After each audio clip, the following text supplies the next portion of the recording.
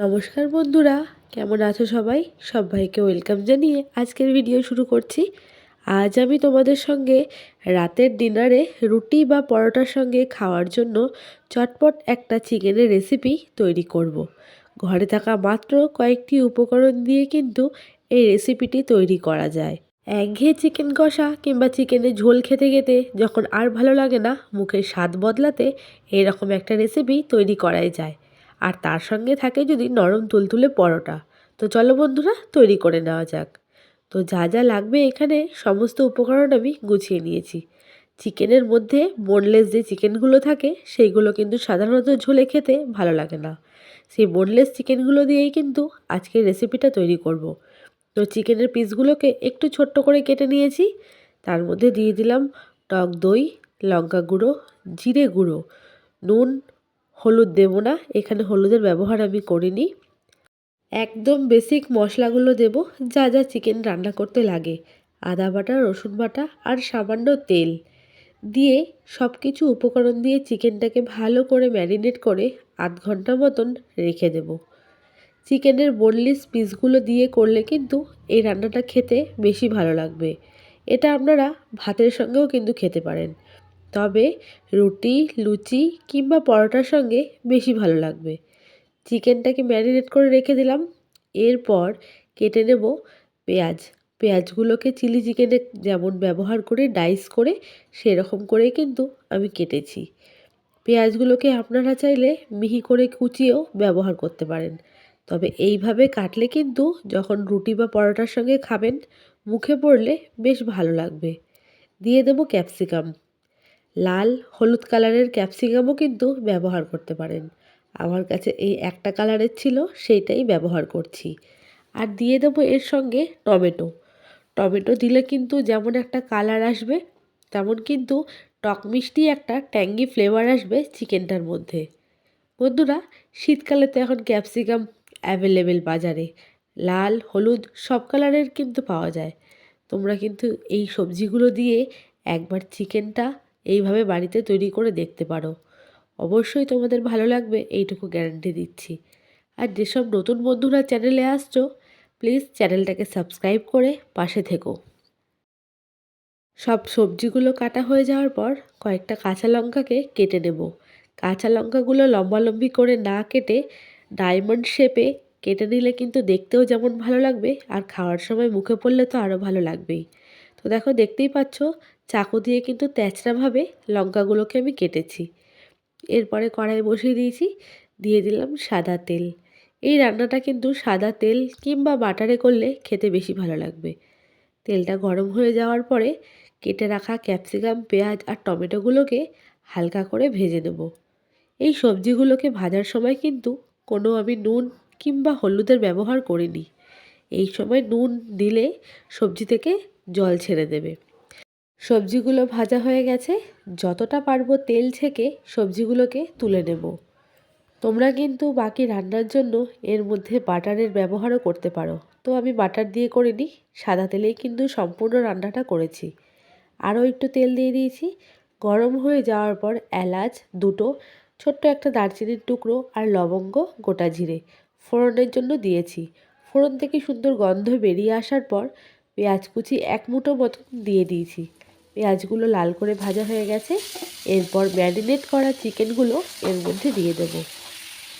চিকেনগুলো দেওয়ার পরে একটু হালকা করে নাড়াচাড়া করে নেব। এরপর 5 থেকে 7 মিনিটের জন্য চিকেনটাকে একটু ঢাকা দিয়ে রান্না করে নেব। 5 থেকে 7 মিনিট হয়ে গেছে।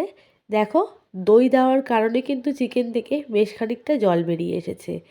এইভাবে কিন্তু বেশ কয়েকবার ঢাকনা খুলে নাড়াচাড়া করে চিকেনটাকে রান্না করে নেব। আর হ্যাঁ বন্ধুরা, এই রান্নাটা কিন্তু একদম মিডিয়াম থেকে লো ফ্লেমে করতে হবে। এদিকে চিকেনটা রান্না হোক আর এদিকে পরোটার জন্য আটাটা মেখে নেব। তো আটা মাখার জন্য আমি নিয়েছি 1 কাপ আটা আর 3 কাপ ময়দা। আমরা তো জানি ময়দা খাওয়া শরীরের পক্ষে খুব একটা ভালো না, কিন্তু পরোটা যেহেতু ময়দারই খেতে বেশি ভালো লাগে, তো তার মধ্যে আমি কিন্তু একটু আটারও ব্যবহার করেছি। যেমন নর্মালি পরোটা আমরা করি, ময়ম দিয়ে সামান্য তেল আর নুন দিয়ে আটাটাকে অল্প অল্প জল দিয়ে মেখে নেব। আর একদম নরম তুলতুলে করে কিন্তু মাখবেন না, নাহলে পরোটা বেলার সময় কিন্তু খুবই নরম হয়ে যাবে। তো দেখো একদম যেমন নর্মালি সিম্পল বাড়িতে আমরা পরোটা করি সেরকম করে আটা মেখে কিছুক্ষণ রেস্টে রেখে দেব। আর এদিকে চিকেনটাও কিন্তু প্রায় আমাদের হয়ে এসেছে। বেশ খানিকটা কিন্তু জল চিকেন থেকে বেরিয়েছে। আমি এর মধ্যে এখনও কোনো জলের ব্যবহার করিনি। দিয়ে দেব সামান্য চিনি। চিনিটা অপশনাল, তোমরা চাইলে দিতে পারো, না হলে কোনো ব্যাপার না। তো খানিকটা গ্রেভি কিন্তু টেনে এসেছে। এরপর ম্যারিনেট যেই পাত্রে করেছিলাম তার মধ্যে অল্প জল দিয়ে সেটাকে ধুয়ে চিকেনের মধ্যে দিয়ে দেব। বাটির গায়ে যেহেতু মশলাটা লেগে রয়েছে সেটাও তাহলে ওয়েস্ট হবে না। এরপর চিকেনটাকে আরও 5 থেকে 7 মিনিটের জন্য ঢাকনা দিয়ে রান্না করে নেব। তো বন্ধুরা, এক পর্যায়ে আমাদের চিকেন কিন্তু বেশ খানিকটা হয়ে এসেছে। এরপর ভেজে রাখা ভেজিটেবলসগুলো চিকেনের মধ্যে দিয়ে দেব। ভেজিটেবলসগুলো দিয়ে একটু নাড়াচাড়া করে নিয়ে চিকেনটাকে আরও 5 মিনিটের জন্য ঢাকনা দিয়ে রান্না করে নেব। এর ফলে সবজিগুলো আরও সফট হয়ে যাবে। তো দেখো চিকেন কিন্তু আমাদের একদমই রেডি হয়ে গেছে। সবজিগুলোও কিন্তু একটু সফট হয়ে এসেছে, আর চিকেনের যে বাড়তি জলটা বেরিয়েছিল সেটাও কিন্তু প্রায় শুকিয়ে গেছে। এরপর কেটে রাখা কাঁচা লঙ্কাগুলো ওপর থেকে দিয়ে দেব। এটা দেখতেও যেমন ভালো লাগবে আর খাওয়ার সময় মুখে পড়লেও কিন্তু বেশ ভালো লাগবে। এরপরে দিয়ে দেব সামান্য শাহি গরম মশলা। একটা টিপস দিয়ে দিই বন্ধুরা, তোমাদের বাড়িতে যদি ফ্রেশ ক্রিম থাকে এর ওপর থেকে ছড়িয়ে দিতে পারো, তাহলে কিন্তু এই চিকেনের রান্নার রেসিপির যে স্বাদটা সেটা কিন্তু আরও দ্বিগুণ হয়ে যাবে।